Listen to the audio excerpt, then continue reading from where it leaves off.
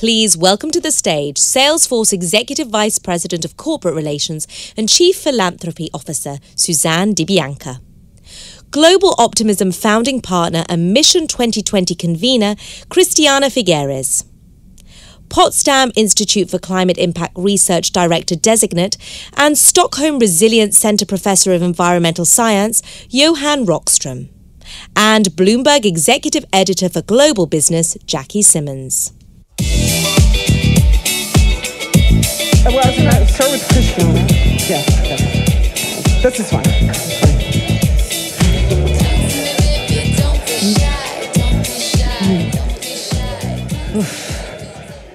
Okay. Thank you. Welcome. And bon appetit. So I want to sort of reintroduce a little bit with a couple of bio points. Anyone who's followed the topic of climate change knows Christiana Figueres, as she's a central figure in this space, former executive secretary of the UN Framework Convention on Climate Change, or UNFCCC. Three C's. Three C's. Always count 3 C's. All right, thank you. Central to the creation of the Paris Agreement of 2015, just a real pioneer in this space. On the far left, my far left, we have Johan Rockström, who's equally recognized as an international scientist, working on sustainability issues, working with businesses and government. He's worked with WEF. He's worked with the UN. It's a long list of books and everything of accolades, but we'll leave it right there. And finally, last but not least, Suzanne DiBianca, who is the Chief Philanthropy Officer for Salesforce. So overseeing all of that company's sustainability efforts alongside her mission to handle corporate relations. Okay, so I want to start with Christiana because she just got back from Antarctica, not a place a lot of people go to. You were with 80 female scientists, and you were looking specifically at decisions that shape our planet. How cool is that? So, Christiana, could you tell us a little bit, did that trip inspire fresh, unique ideas of how to tackle the question of climate change? Well, I tell you, to anyone who has not been to Antarctica, it is definitely a lifetime experience. I wouldn't want thousands of people to go to Antarctica, but it truly is, speaking of connectivity, and that was the conversation that we were having before, it is the last area of the world that is protected from connectivity. So we were on a boat for 20 days. What a privilege, what an honor. And we had no connectivity. We had a satellite phone that probably came from the 1960s, only used for emergency, and that was it. Fortunately, there was navigation technology on the boat, or else we would have been completely lost. But you know, the conclusion that I reached two conclusions from my, again, second or third trip to Antarctica. The first is how fantastic to be in a space that is divested from all of the very incredible busyness and huge diversity of inputs, sensorial inputs that we have in this world. So I'm sitting here with my mind's eye seeing this red, and it is just really shocking to me because I have been for 20 days with only all the tonalities of white. You have no idea how many tonalities white has, and all the tonalities of blue, and blessed with all the tonalities of silence. Mm-hmm. Okay. And those, to be in that kind of a space is just a really very special space to really begin to think, so where did this all come from? How come we have a continent, a whole continent that belongs to no one, that as of 1959, because of the Antarctic Treaty, is actually a continent that is reserved for only science and peace? It is a land continent that is under 3 kilometers average of ice, and most of the fresh water of the world is there. And so what would happen, right? What would happen? The glaciers are already today retreating at an average of 10 kilometers a year. I mean, that's not glacier retreat. That's a glacier marathon, right? I mean, we know that glaciers move slowly, but at 10 kilometers per year, that is something completely unseen before. So what would happen, right? What would happen if all of that ice were actually to melt? Sea level rise as well would, reach pretty high with all of the consequent measures of immigration, disappearance of coastal cities. What do all those people do? Where do livelihoods go? What happens to the salinity of water? What happens to so many other issues that are connected there? So it does put you into a very humble space of taking note of what we are doing in the Anthropocene. Okay, so the topic of our panel is tech's role in building a sustainable future. You didn't have any technology when you were there for 20 days. Gratefully, I should say. Right, but how did tech come into the discussion about sort of tackling the problem of trying to reduce emissions by, the goal of 50% in 12 years? How did that come into the conversation? Well, what we do know is that actually we're very fortunate as a human race, because humankind has actually evolved to the point where we are now, where we are committed to decarbonization, but at the same time, we have all the tools of digitalization and all the tools that technology has brought. Honestly, if we didn't have those two things at the same time, we wouldn't be able to take decarbonization to the scale and speed that we can. So obviously, because we have the technologies that we do, we have digitalization, we have AI, we have all of the communication technology that we have, the data, we have the capacity to deal with big data. Obviously, all of that is actually incredibly instrumental in helping to track and reduce emissions in all sectors. So whether you think about agriculture and you think about all of the different technologies that have already been produced for farmers to understand what weather patterns they have to get ready for, how do they deal with disasters and communicate with insurance companies, whether you're dealing with deforestation, because we now have the satellite capacity to very transparently report on deforestation, whether you're dealing with energy efficiency, with smart grids, how would we do it without technology? In fact, how would we even produce renewable energy without the technology? And on. Transportation, right? The three revolutions that are going through the transport sector are thanks to technology. So fortunately, we have the tools of that technology, of that huge family and expanding family of technology that are coming to our aid as we engage in a very, very urgent decarbonization that Johan will tell us how urgent it is. And I wanted to, Johan, I want you to tell us a little bit about your new report that you have coming out tomorrow that's an update to the exponential climate action roadmap that you co-authored with Christiana and others. But first, give us a little bit of the sense of the scale of disruption we're facing if we don't sort of hit the targets of these, over the next 12 years. I mean, how scared should we be?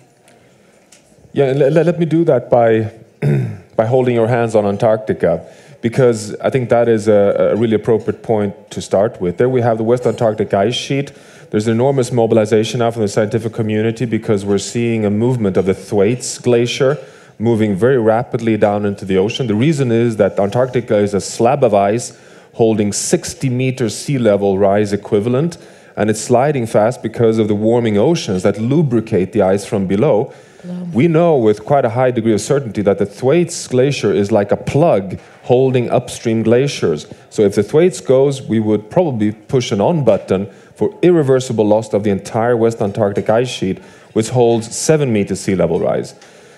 Greenland holds another 6 meters, and both of these are scientifically within the 1 to 3 degrees Celsius warming range of risk that is put forward in the red risk embers diagram by the IPCC. We are traveling very rapidly beyond the 2 degrees Celsius point that we have agreed in Paris. We're moving towards 3.5 degrees Celsius. 3.5 degrees Celsius, dear friends, was proven in a paper just 1 month back, is winding back the climate clock, not 1 million years, not 2 million years, but in the order of 30 to 50 million years. In a blink of time, we are pushing ourselves out of the equilibrium state that has enabled us to have modern civilizations on Earth. That is why we published just 1 year back the Hothouse Earth paper saying that we need to stay well below 2 degrees Celsius warm, because when we pass 2 degrees, we risk unleashing tipping points that would make the Earth system pass from a friend to a foe, self-reinforcing warming. This is like the scientific nightmare number one. The beauty is we can still bend the curve and stay within a safe operating space. So that's why Christiana and I worked so hard with Mission 2020, a whole network of scientists from Project Drawdown to the Resilience Centre, to present the exponential roadmap at the Global Climate Action Summit, showing that following the IPCC and following the Global Carbon Law, we have to cut emissions by half over the next 12 years. So we have to go from our 40 gigatons to 20 gigatons in 12 years' time. I mean, this is our task. Now, the question was, in this report, is this possible? And we've gone through sector by sector by sector and showing that with current technologies, we can actually cut emissions by half in 12 years' time. And working with Ericsson and with support by Salesforce, which I would strongly like to express a thank you for entrusting this support for the scientific community, we show that we can give scientific support to Börje's point here, that the ICT industry can contribute 30% of that journey. So there is something really important and urgent, I mean a point of ultimate existential urgency. When David Attenborough yesterday said, I was born in the Holocene and I'm now living in the Anthropocene. I'm a living human being passing through 2 geological epochs in my life. Dear friends, it's us. It's time to move. So the exponential action roadmap, which, as you said, was very detailed, went by sector, what consumers, companies, industries, government can do. Give us a little brief preview of what we can expect in your update that's coming out tomorrow called 12 and 12. Yeah, so we are making a follow-up of the exponential roadmap that we presented, well, it's half a year back now. The update is we're trying to put a wedge plan for the coming 12 years and suggesting 12 practical strategies that the ICT industry can take on to contribute towards that cutting emissions by half. And not surprisingly, actually, or perhaps it may be a bit surprising, the number one strategy is to incorporate a vision of a stable planet in your core business model. And this is a bit of a critique, actually, because we have mapped off the ICT industry and finding that, to be quite frank, Ericsson and Salesforce are probably the exceptions across the whole community that states that, yes, we want innovation. Yes, 5G is superb. We're talking about exponential innovations. But how can that serve both humanity and the planet? Okay. We're talking about using the technologies not only for more efficient ways of serving health and transport and all the issues that we discussed in the previous panel, but also using the technology to reach to the world, to contribute to a movement. Because, quite frankly, the ICT industry is so interconnected that it actually is a web across the whole world. I won't go through all the 12, but there's quite a concrete list of what can be done to achieve this. We'll look forward to that. Suzanne, the roadmap actually lauds the progress made in the tech sector and sort of hitting goals. And it also sort of uses the old adage, the tech sector is very powerful, it's very valuable. With great power comes greater responsibility. And then it asks the question, is the tech industry, up to the challenge? So let me just ask you, is it up to the challenge, and what is the role of business in this discussion? Yeah, and I have the distinct pleasure this year of trailing Christiana on many events here at Davos and other events around the world. Largely because I think you mean leading Christiana. Trailing. Let's be real. So as an example of, I think your commitment, my commitment is to be a best practice example for you and to help create roadmaps for others to follow and playbooks for others to follow. So really it is a privilege to be able to do that this year. And so there's 3 things that I think that the tech sector and business overall need to think about as it relates to this incredibly concerning and pressing issue. And the first is around operations. And this is, and Christiana could talk more about this, but it's this example that I'm trying to set on behalf of the business world, on her behalf and on our behalf and on our planet's behalf, is around sort of being excellent in your operations. And I think it's from the tech sector overall. I can't really speak to other companies. Some do better than others. Certainly, we've learned a lot in some areas from Google and Apple.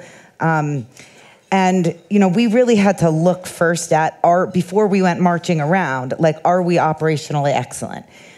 We accelerated our net zero commitment by 33 years and said, let's sort of turn that on tomorrow. Let's accelerate our being powered by fully renewable energy by 2020. That we have to do in a smart way. It's not necessarily best to do it in the fastest way, I've learned. And our buildings, we have over 80% of our buildings are LEED Platinum certification. We just launched one of the greenest buildings in Ireland last week, which was awesome. So operations, I think, is really important for number one. Number two is around transparency and advocacy.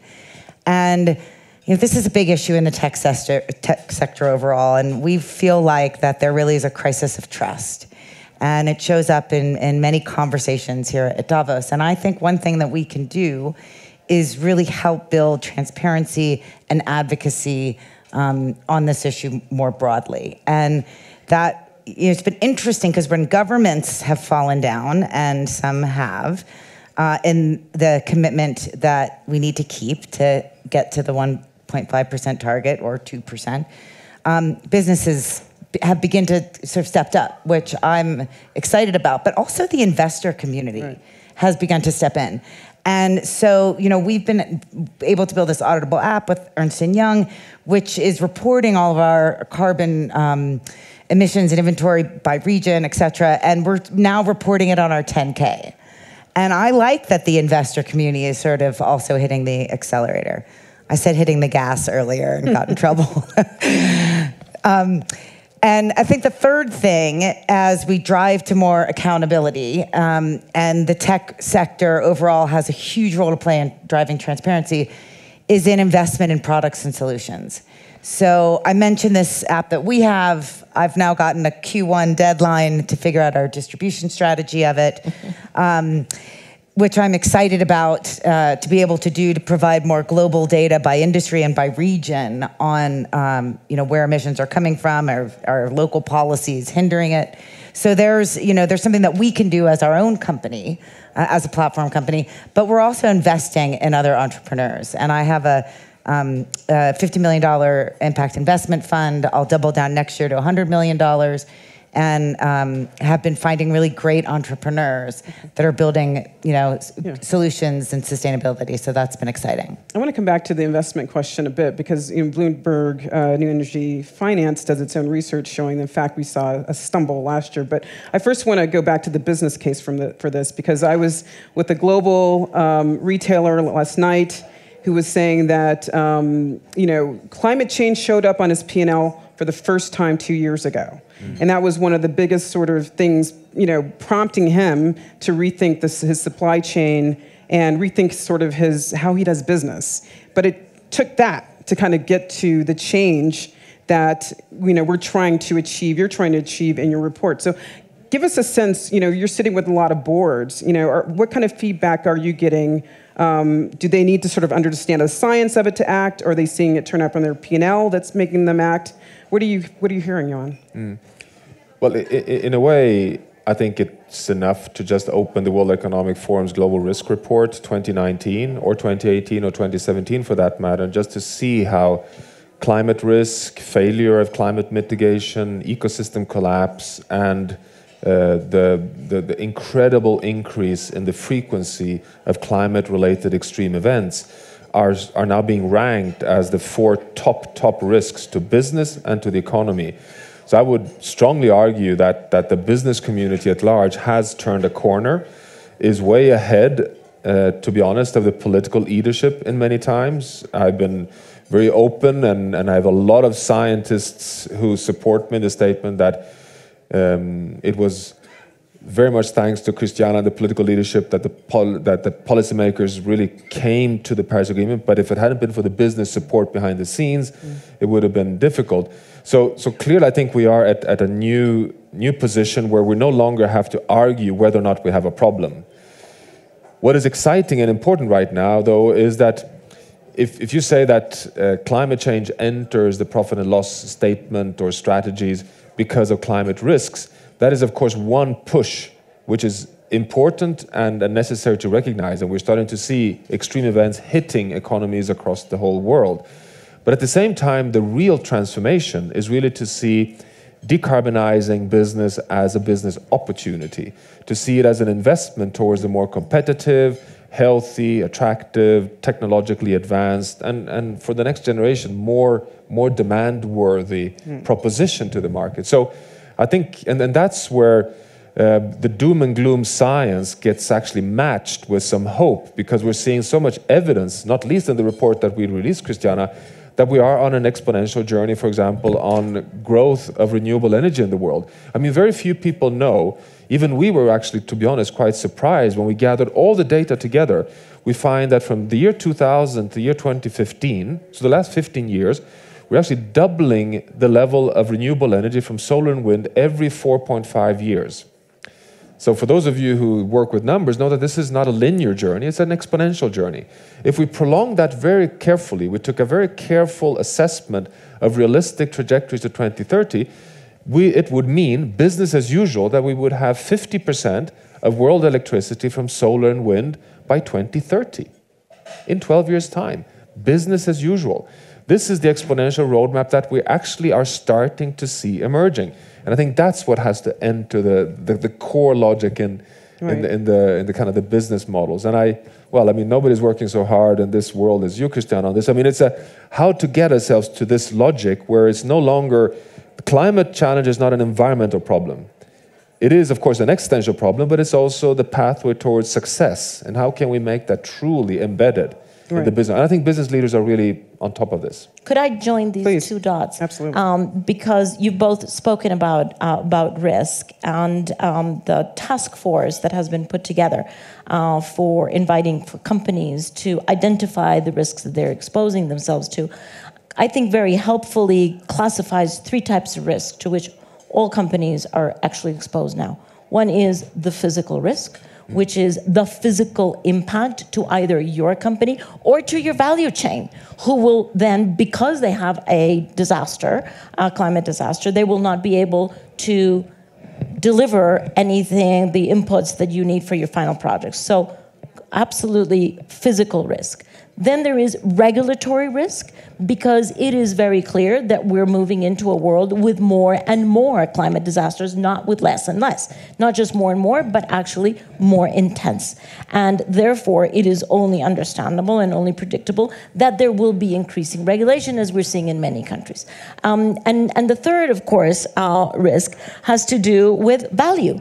Because as we move down the path of a decarbonized global economy, the high carbon assets or the high carbon investments or the high carbon companies are actually beginning to lose value in the market, but also, and very importantly, mirroring each other in the eyes of their customers. Because customers, in particular young customers, just don't want to put up anymore with irresponsible companies that are completely still tied to high carbon assets. So all three risks present for any company.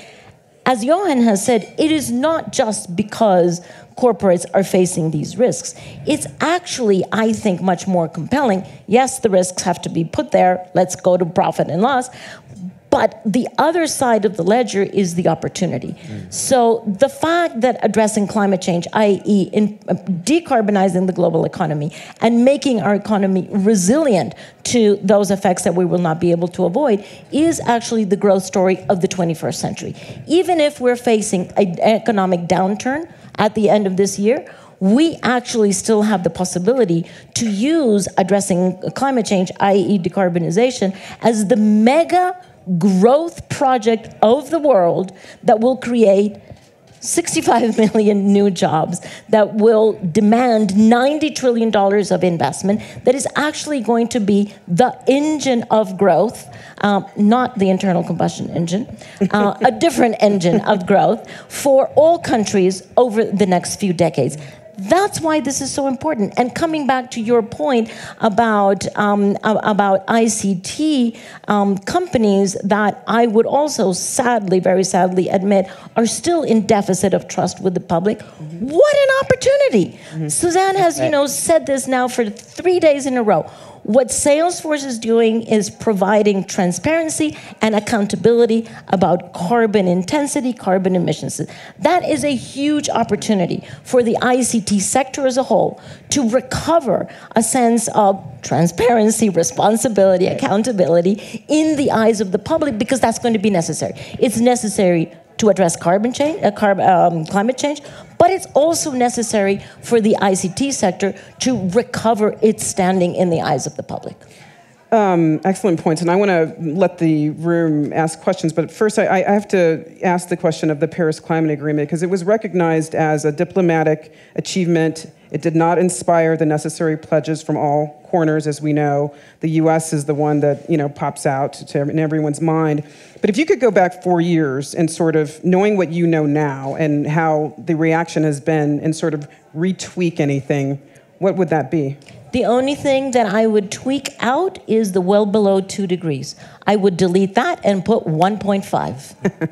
Okay. So more aggressive, because science is telling us that actually 2 degrees is completely insufficient as an aspiration. So that part of the Paris Agreement is actually obsolete by now. And that clarity we have never had from the IPCC, as much clarity and as much granularity about the difference of the impact on everyone on this planet in 0.5 degree. That last report that we have from the IPCC goes into minute detail of what is the difference between 1.5 and 2. That granularity of 0.5 degree was completely unknown to us when we adopted the Paris Agreement.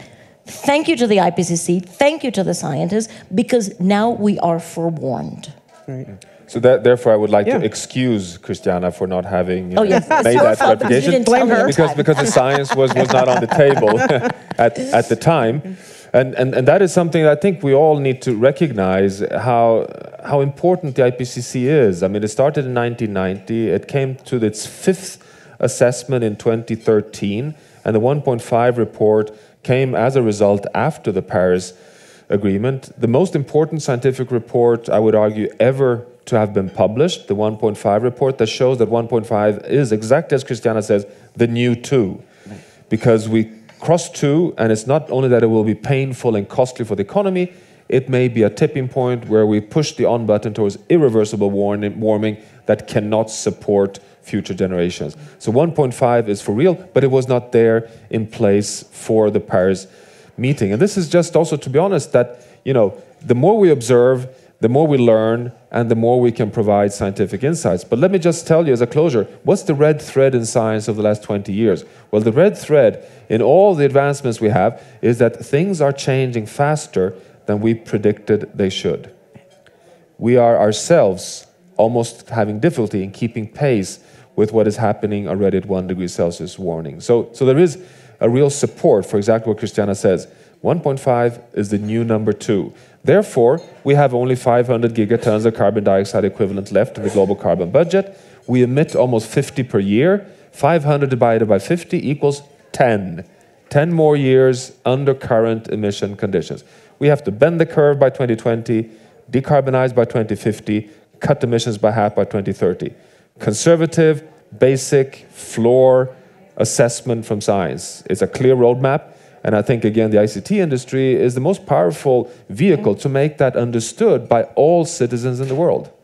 Yeah, and I would just add one thing on the business value and the business case conversation, sort of as it relates to this, is, it's not rocket science also that, you save energy costs for your company, you're going to save money. And it's been really interesting for somebody who was in the environmental field 15 years ago, pivoted for a little while and came back.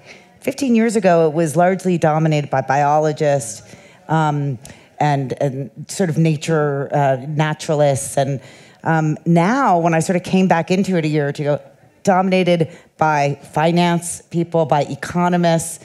So I actually think that there is there's not only, there's the right incentive in addition to doing the right thing.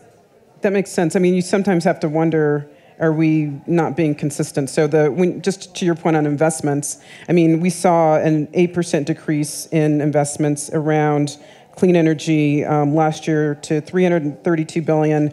And you talked about what your company is doing. I mean, what does the investment community, what jolt does that part of the finance equation need to sort of, again, consistently remain actionable?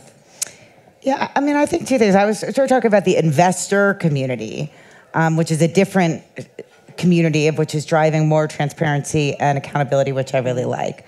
As it relates to the sort of entrepreneur community and the clean energy companies, I mean, I think one of the things that I'm seeing is there's now room for a lot of other kinds of companies. I'm seeing a lot of IoT innovation as it relates to climate change, smart metering. We just invested in a company in this area. The scalability of things like solar cook stoves. So I think that people are taking a broader brush now from an investment community on sort of what counts as a clean energy investment. And you don't have to sort of put yourself in a box. We tend to, we're at early stages in our fund, so we have a very broad definition of what counts, knowing that you have to make sort of many bets in many industries in order to see change happen. Fair enough. Just wondered if there's any questions from the floor to the panel. Please. Dave. Oh, okay. Yeah, hi. I'm David Kirkpatrick. Really good panel. Second of two excellent panels today, actually.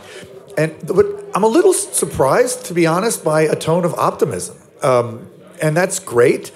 But as an American who is, as so many of us, routinely depressed by the way things are discussed in our country, and I worry about the impact of the U.S. government's inability to move on these issues on the larger world. And I guess I'd be curious to know whether you, all three, retain this sort of cautious optimism that I'm hearing, even in the face of this sort of slamming on the brakes we see from the U.S.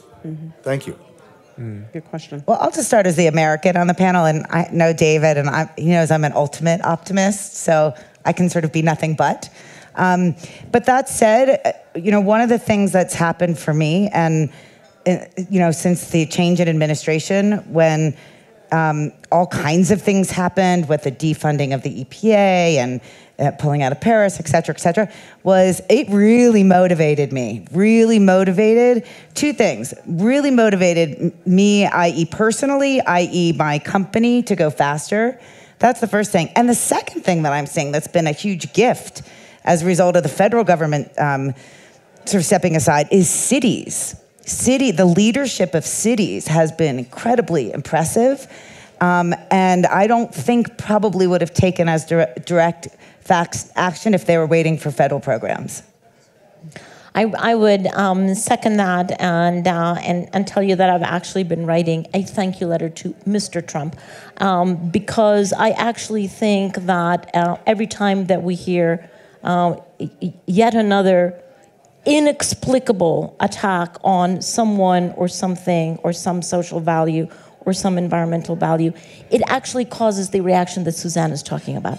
So the Women's March, the commitment that we have now of companies, of investors, of cities, of states in the United States to actually double down on decarbonization, would that have been there without the dark house? I'm not sure. So I actually think, physics tells us there's always equal and opposite reaction. I'm actually seeing a superior and opposite reaction coming. And maybe that's what we needed, right? Maybe we just needed a punch in the face to say, okay, well, prove it. Prove it that this really makes sense. So I'm actually writing a letter to which you're all invited to add any little lines that you have, because I see so much more commitment. I see so many more people standing up, wanting to be counted, coming out of the woodwork to say, that's not my value. That doesn't represent me. This is my value. This is my conviction. This is my responsibility toward my country and toward the planet. And with respect to impact on other countries, well, I'm happy to report to you that I work with 9,000, to your point, 9,000 mayors around the world who have come forward to say, that doesn't represent us either. We want what is best for our citizens. So yes, there is an impact. Is it an impact that stops progress? No. Great question. Can I just follow up? When are you going to write that letter? Because I've been writing it for 2 years. She's had a hard time hitting send. I'm waiting for the send button. Okay. As long as you pick your moment, the government's a little distracted right now. I know, sadly. Okay. Just a short Please, explanation. When Christiana taught me this last night, when she says dark house, she means a White House with the lights turned off. Just to be clear. Just for to be clear. All right. Just to be clear.